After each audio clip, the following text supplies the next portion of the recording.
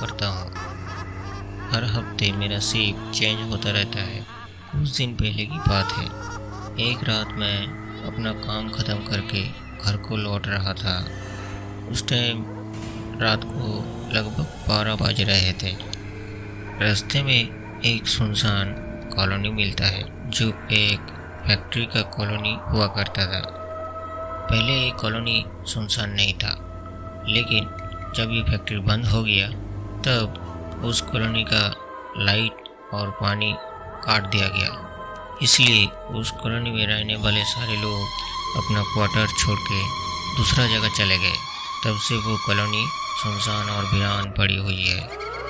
मेरा फैक्ट्री जाने आने का शॉर्टकट रास्ता उस कॉलोनी से होकर गुजरता था, लेकिन मैं पहले कभी इतनी रात को उस कॉलोनी से नहीं गया था।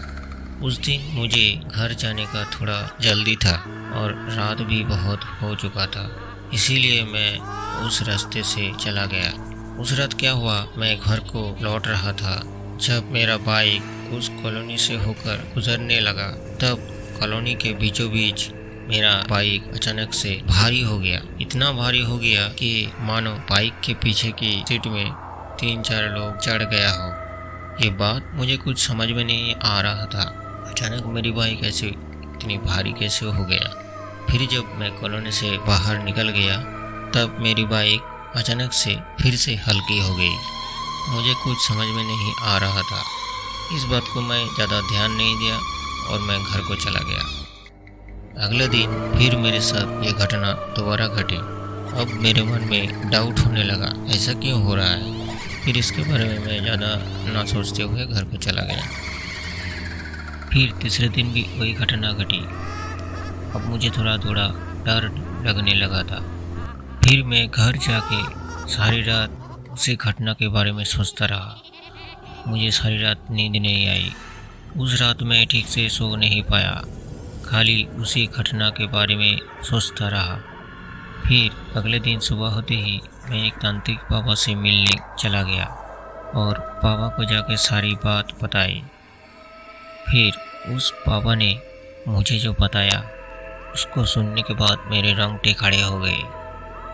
उस बाबा ने बताया, उस कॉलोनी में एक आत्मा की वास है, जो किसी इंसानी आत्मा है, जिसको किसी ने मार के उस वीरान कॉलोनी के ज़मीन पे गाड़ दिया था।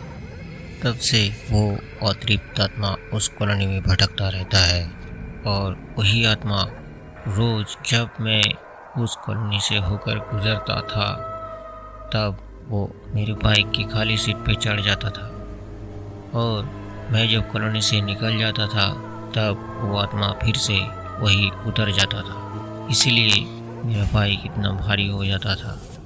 ये सब सुनने के बाद मैं चुपचाप अपने घर को चला आया। डर के मारे उस दिन मैं काम पे नहीं जा पाया। ये बात मैं अपने घर में किसी को नहीं बताया और मैं मन ही मन सोचता रहा, मेरी किस्मत अच्छी थी जो ये आत्मा मुझे कोई नुकसान नहीं पहुंचाया और मैं बच गया। अगले दिन से मैं अपना रास्ता बदल लिया।